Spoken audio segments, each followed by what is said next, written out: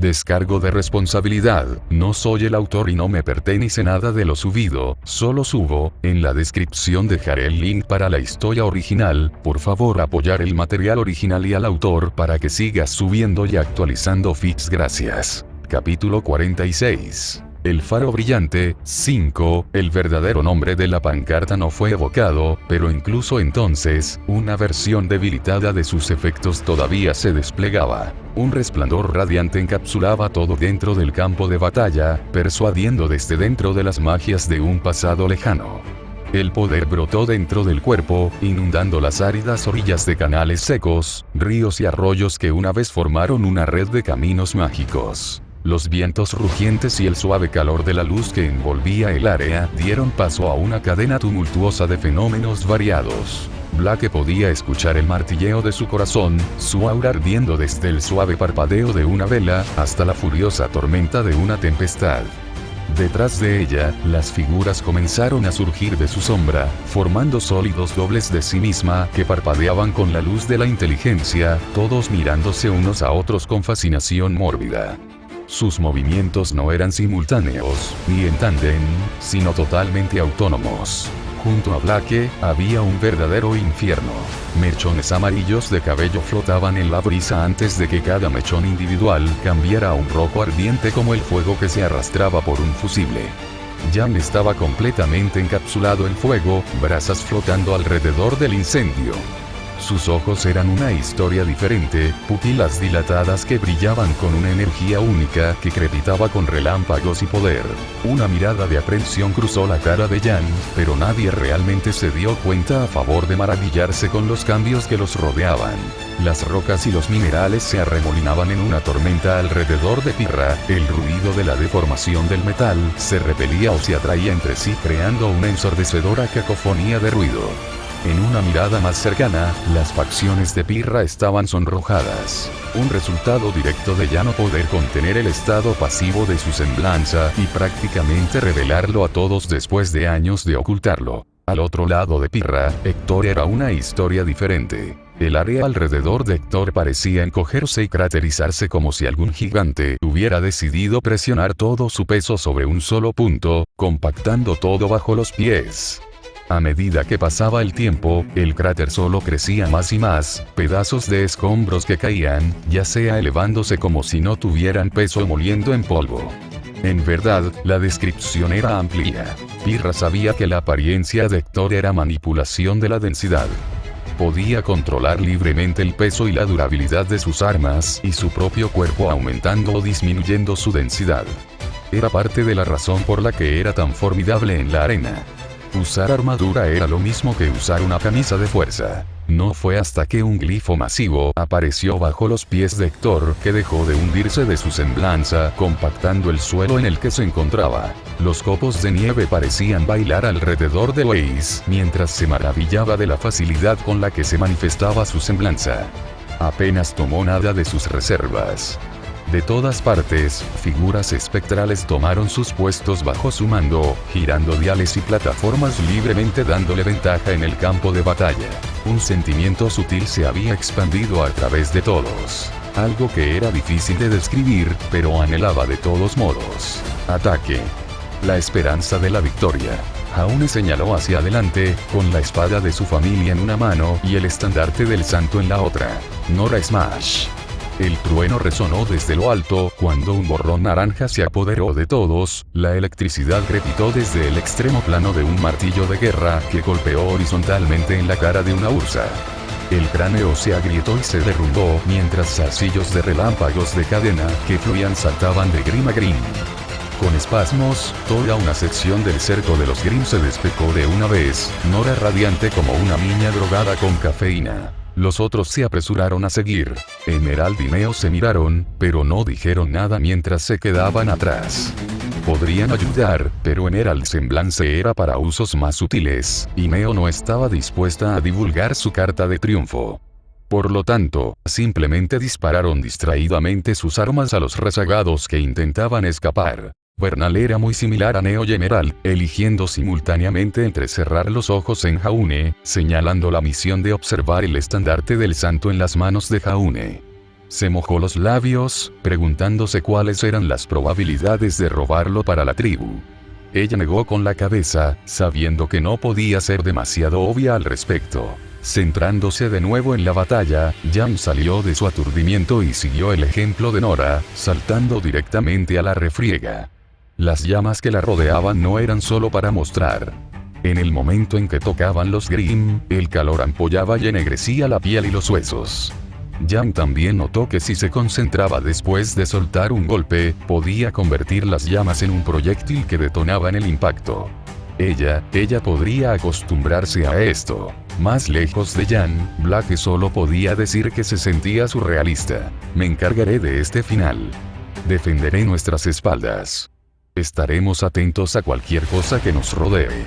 Right, Black sintió que había arrastrado las palabras mientras estaba rodeada de sus propios dobles que la rodeaban. Literalmente estaba hablando consigo misma.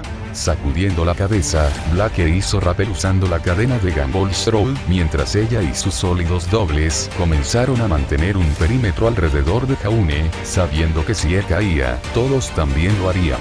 Black no fue la única sensata que llegó a esta conclusión, ya que se le unieron Ren y Bernal, mientras que los demás trataron tanto con la multitud de los Grimm como con los Grimm gigantes. Waze, glifos. Ruby gritó, su forma no era más que un borrón de pétalos de rosa que pasaban, y el brillo del acero de su guadaña tallando a todos los Grimm que se acercaban. Irritada como Waze podría haberse sentido al ser ordenada, entendió lo que Ruby le estaba pidiendo y apuntó su rapier hacia adelante. Al instante, aparecieron numerosas plataformas que crearon una escalera al Nevermore. Gracias. HMPH. Al ver el remolino de pétalos subir las escaleras y rodear por completo al gigante Nevermore, Ruby apareció ahorcajada sobre la espalda del Nevermore, Crescent Rose en su forma de francotirador compacto. Al apretar el gatillo, numerosas rondas de alto calibre se descargaron directamente en la cabeza del Nevermore, haciendo que chillara y se zambullera. Pensando rápidamente en el recuerdo de su futuro diario, Ruby cambió a Crescent Rose de nuevo en una guadaña y inclinó su curva alrededor del cuello de Nevermore. Respirando profundamente, la apariencia de Ruby estalló cuando comenzó a correr, cada revolución alrededor del cuello de Nevermore, cavando más y más profundamente en la carne hasta la decapitación. Al instante, el Nevermore comenzó a desvanecerse en motas de luz negra cuando Ruby se estrelló contra un glifo que Waze había hecho para atrapar su caída. Mientras tanto, Pirra asintió con la cabeza a Héctor antes de que Héctor fuera sacudido repentinamente por su armadura en el aire antes de que Pirra soltara su semblanza. Justo debajo de Héctor estaba el acosador de la muerte gigante cuya armadura dificultaba que Nora y los demás lo mataran. Jan podría haber sido capaz de cocinarlo lentamente vivo, pero estaba demasiado preocupada ayudando a Nora con el control de multitudes. Esto dejó a Pirra y Héctor para tomar medidas. Sin palabras, Héctor canalizó su propia semblanza, aumentando la densidad y el peso de su cuerpo hasta que no fue diferente de un misil que caía, la punta de su lanza apuntaba hacia abajo en su descenso. Apuñalando, el impacto de la caída de Héctor perforó directamente la piel del Deathstalker, perforando un amplio agujero que inmovilizó a los Grimm en su lugar y lo mató. Disuelto en motas negras, Héctor se quitó la armadura y la ropa antes de salir.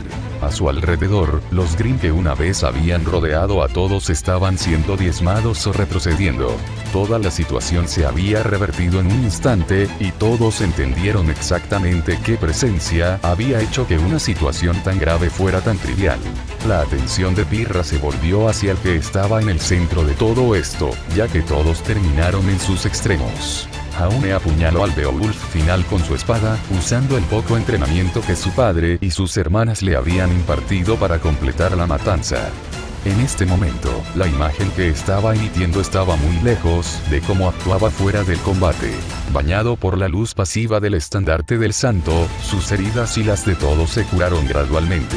Entonces, esta fue la versión real de uno de los héroes del Monte Glen, el Santo Caballero de Vale. Chicos. Jaune rompió tentativamente el silencio, presionado para admitir que se sentía presionado bajo toda la atención. ¿Qué tal si conseguimos estas reliquias y salimos de aquí? Con vistas a la iniciación de Beacon en la cima del acantilado, se escucharon varios suspiros de admiración e intriga. Una cosa era escuchar y ver los efectos de una reliquia mágica en la televisión, pero otra cosa era verla en persona. E inmediatamente, todos estaban prácticamente en ferviente discusión. Sea como fuere, ninguna de las charlas de la multitud podría dominar la voz de uno solo. ¿Los viste? Esas son mis chicas. Una voz molestó a Archer sin fin. Sí, verano.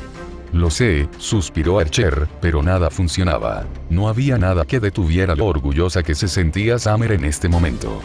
Habiendo elegido permanecer en Viacom como uno de los agentes de Ozpin, se quedó principalmente en la academia por temor a que Tai la descubriera.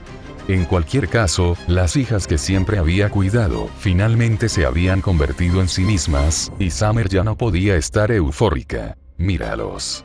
¿No son hermosos? Archer bajó los hombros, sabiendo que Summer no iba a detenerse pronto. Se parecía mucho a Ruby cuando hablaba sobre sus nuevos cómics de Valve. Sin embargo, no era como si las acciones de Summer no carecieran de mérito.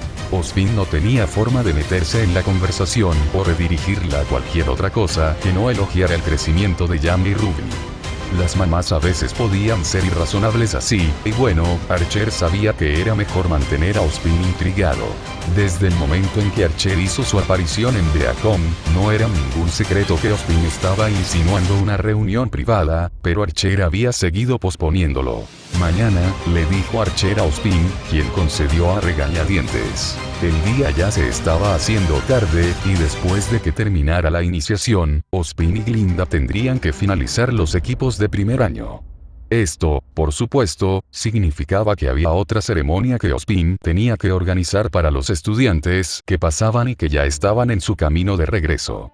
No habría tiempo real para conversaciones en profundidad, y Archer tenía la sensación de que Ozpin trataría de seguir presionándolo para obtener información todo el tiempo que pudiera. Por lo tanto, era mejor establecer una hora para más tarde. Momentos después, Ruby y los demás regresaron al acantilado donde todos estaban esperando. Summer se hizo escasa ya que estaba traumatizada por la forma en que había tratado de lastimar a su propia hija. Archer negó con la cabeza ante la acción de Summer, sabiendo que nada de eso era su culpa, pero las emociones no eran exactamente racionales.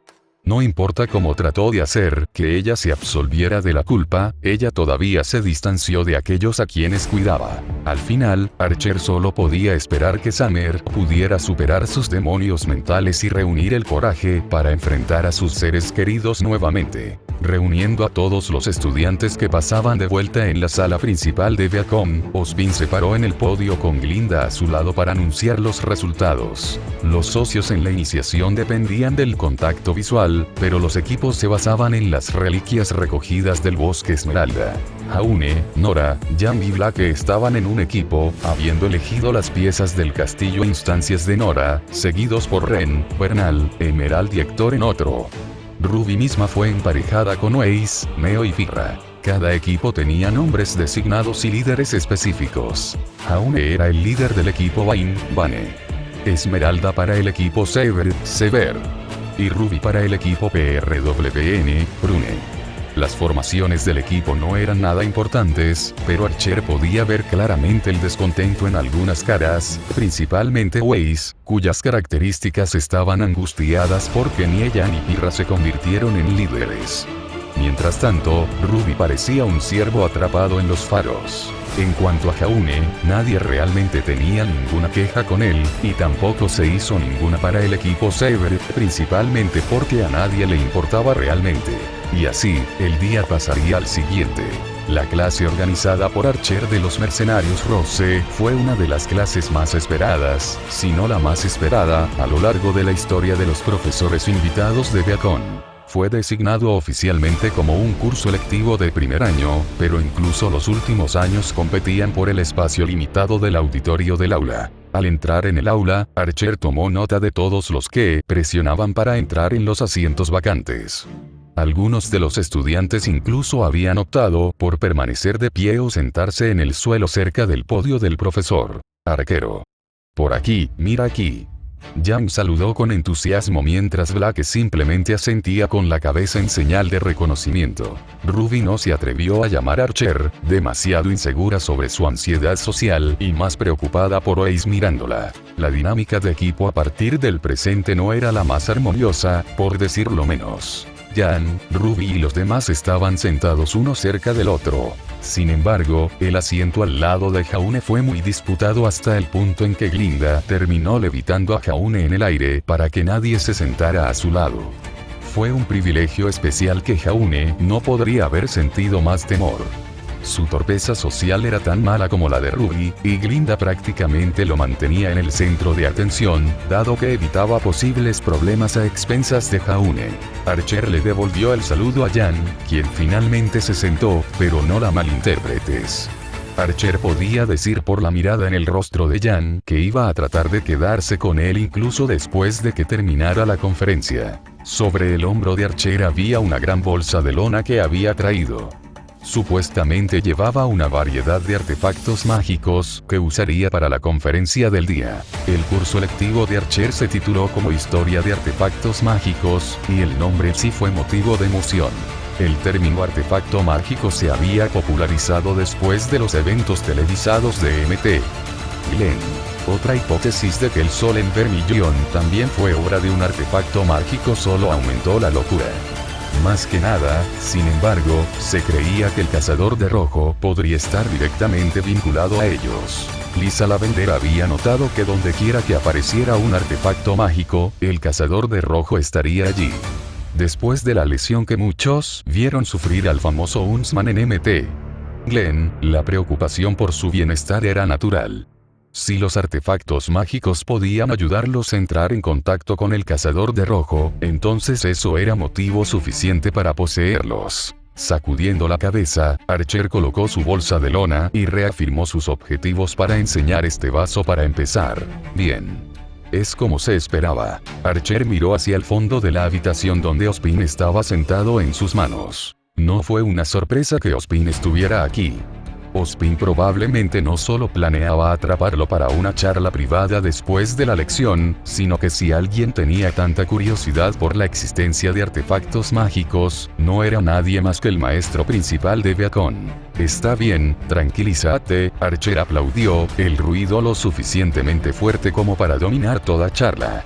Probablemente debido a su reputación, no pasó mucho tiempo antes de que tuviera la atención de todos. Lo que voy a explicar es algo que puede ser difícil de creer, pero en realidad es cierto en algún aspecto.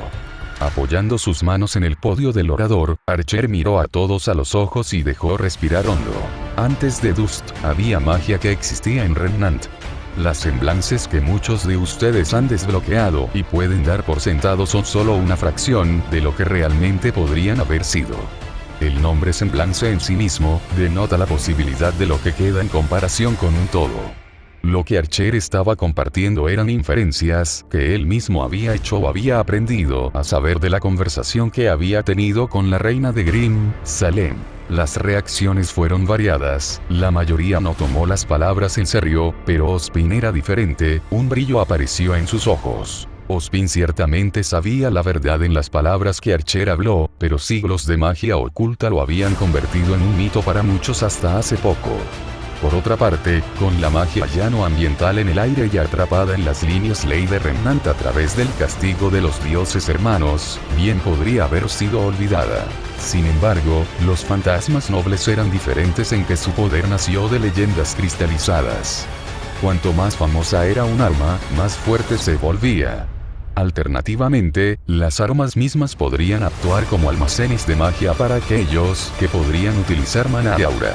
Nadie en Remnant entendió lo que era un noble fantasma, así que al final, arbitrariamente los llamaron artefactos mágicos. La existencia de la magia importa, ya que se relaciona directamente con la naturaleza de los artefactos mágicos cuya magia se actualiza a través de su leyenda. Una pregunta para todos ustedes, en la historia o por escrito, ¿quiénes son las personas más recordadas? Héroes. Ruby burbujeó, antes de darse cuenta de que estaba en un espacio público, e instantáneamente metió su cuello en sus hombros. De hecho, Archer sintió una pequeña sonrisa curvando sus labios hacia arriba. Lo que todos llamamos artefactos mágicos, son, de hecho, las armas de héroes antiguos enterrados en ruinas u olvidados en las tierras oscuras de Remnant. Ozpin permaneció sin faces, una ceja ligeramente levantada que denotaba solo una curiosidad ferviente en el mejor de los casos. Probablemente no había creído en absoluto las palabras de Archer. Por supuesto, Archer había esperado que alguien que viviera tanto como Ozpin tuviera sus dudas y escepticismo sobre artefactos mágicos o héroes famosos de los que nunca había oído hablar en su vida, pero eso era natural. Los artefactos mágicos que pretendía mostrar pueden ni siquiera ser parte de la historia de Remnant. Para poder convencer a Ozpin de la autenticidad de los artefactos mágicos y las historias detrás de ellos, Archer tendría que sorprender a Ozpin o insistir en que había historias de guerreros y héroes mayores que el propio Ozpin. Archer planeó hacer ambas cosas. Fue con esta mentalidad que Archer buscó la bolsa de lona que había traído, la desabrochó y sacó el primer noble fantasma que había trazado de antemano. Aestus Estus, la espada latina de la pasión y el fuego perteneciente al emperador Nerón. Lenguas de fuego colgaban alrededor de los bordes curvos de la hoja, y el distintivo tono rojo alrededor de la espada hablaba de su intensidad ardiente. Ozpin examinó a Estus de inmediato, pero el diseño, la forma y el nombre de la espada no sonaron ninguna campana. Sin embargo, la clara conclusión de la espada fue la sensación de realeza que dio. Era la espada de un emperador de uno de los imperios más importantes de la humanidad. Esta es la espada de un héroe que amaba a su pueblo más que a nada. Archer se agarró a la empuñadura de Aestus y observó cómo toda la espada estallaba en fuego carmesí. Incluso ahora, sus llamas y forma arden con la intensidad de la adoración de su gente. Nada, ni siquiera Aura podría evitar su borde por mucho tiempo. Dejando que todos vieran la espada, Archer notó que Bernal se inclinaba hacia adelante con demasiada ansiedad.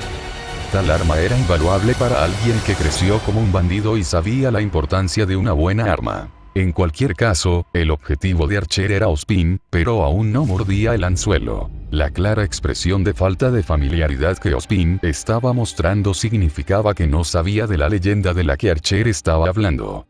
Esto inevitablemente llevaría a Ozpin a creer que Archer estaba inventando la historia, o que tal héroe existía, pero estaba fuera de su conocimiento. Sabiendo cuánto tiempo había vivido Ozpin, nunca extrañaría a cualquier persona lo suficientemente famosa como para ser una leyenda.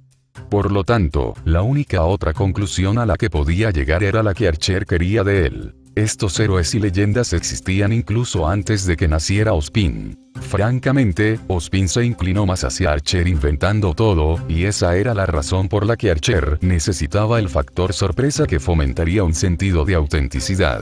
Volviendo a la gran bolsa de lona que había traído y dejado, Archer guardó a Aestus y luego una vez más buscó otro artefacto mágico. Agarrándose a una empuñadura resistente, Archer sacó la siguiente arma.